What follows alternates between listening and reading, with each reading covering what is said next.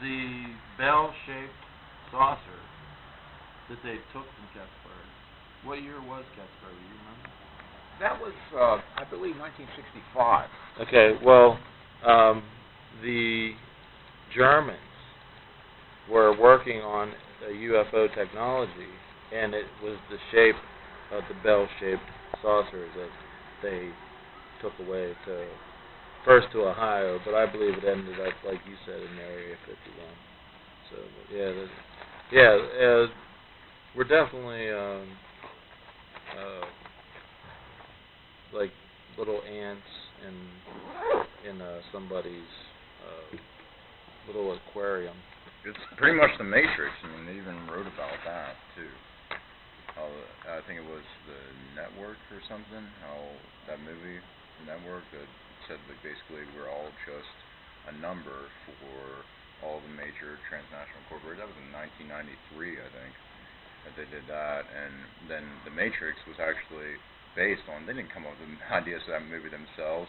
It was based on a DARPA report, I'm pretty sure, that said that they would use human energy to heat batteries to run machinery globally. Yeah, so like Josh was saying, do you have any conclusions to say about 9/11 to wrap up the meeting? Well, yeah, I mean, I got all the battery space in the world. You can break it down however you want. Yeah, I can really only speculate how that happened. But again, the popular pervasive speculation is, I guess, that like I said before, that that 72 virgins were too much for these guys, and they're back here now. But obvious, admitted total fraud. Yeah, it seems like what can you do with tons upon tons, thousands of tons of material? Okay, dustification. Think about dustification. I'm sold on Judy Wood. Judy Wood says dustification. It was turned to dust, man. But one particle of dust floating in the air can contain up to 1,000 bacteria. Yeah. Okay, so you can take one of those bacteria, you got DNA. You got a DNA sample. The people above a certain level, you could not get enough material. The particles were so small that you could not get enough material to identify who was there with DNA testing. The material was just too small to get a DNA sample of anybody. Did you read the book, Dawn? Did you read her book? No, you have her book. No, I don't I thought have you the did book. have her book. No, I was just relying on what I'd seen on the interviews, which was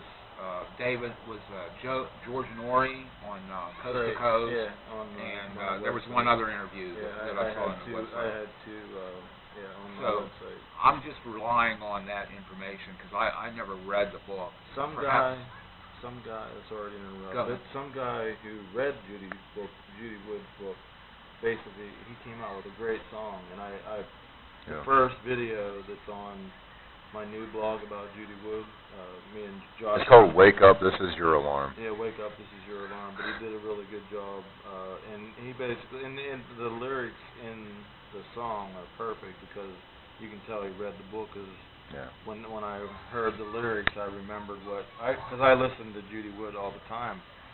I have to because it's just she deserves the Nobel Peace Prize. That woman, I mean, this president, that's where the Nobel Peace Prize should be, to Judy Wood. She solved basically and she was driven from the day that happened until she released her book on the evidence that she found as a scientist. She lost her job, but I do believe, like she said, she had to, just like when I walked with the flag. My mom and dad said people were going to laugh at you, and they have, and they do, but I had to, and I still will. So that's us. It's people like, we have to reach deep inside and don't even care what people say, because the future of this planet depends on the people who know that call inside says to do. And that a lot of people say it's the divine spark. I believe it. I do believe that God speaks through all of us who are awake. And He doesn't want us to live on our knees, because that's George Washington's words. You know, the American Christian will never live on his knees. He'll always die standing. Well, even the Bible says, trust no man. Right. So, yeah. Josh, any of your final comments on I don't know. what you think about? I'm sold on Judy Wood, man. I wish that she would get more press, but it's up to me. I will blog about her all the time. And I really think Matt is going to, with my friend Matt's absolute 100% damning evidence on it, I think he's going to blow the 9/11 cover-up hoax completely out of the water.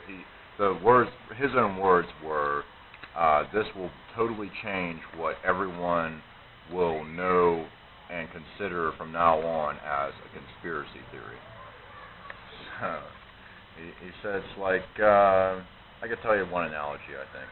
He said it's like being on the beach whenever a tsunami's coming in. When you're on the beach, all you can see is a massive tidal wave. But if you're up in an airplane, you could see the whole tsunami and everything that was happening behind it. And even if there was one man in one little boat behind it, dumping a 5-gallon bucket of water into the tidal wave, making it just like that, just to set it off. And no one would ever notice it if they just saw the tidal wave. They just saw the buildings collapse. But if you wanted to see that guy, dump the bucket in, you just put your airplane right above his boat and zoom in an infrared camera on it. And that's what he. So in other words, that's what he's done. He's basically been able to put his magnifying glass on. Yeah. And as the analogies get more, he has many more metaphors and analogies that get more and more toward the point of reference of the actual event that he's trying to talk about, and they've become just more and more clear, like he has an orchestra analogy or something. But anyway, he'll again probably say that I said too much, but yeah. Well, stay tuned, folks, and cross your fingers and say a lot of prayers that we get this guy on, because we need you, Mark. Please let us come interview, because we're ready to. Yeah, he said he would interview. Awesome. So thanks, Mark, and Matt. Sorry. That's cool. Sorry, thanks, Matt. And yeah, hey everybody, go out there and keep talking about the truth. We are the resistance, and hear our mighty roar for freedom, because no one else is going to do it. We have to outspeak, out-talk. Talk radio, mainstream media, Obama media. Right. While we still have freedom of the press, freedom of religion, freedom of speech. Yeah. Like I say, be brave, be strong, stand tall, walk proud, and most of all, talk loud, because freedom of speech is the most powerful weapon that we have.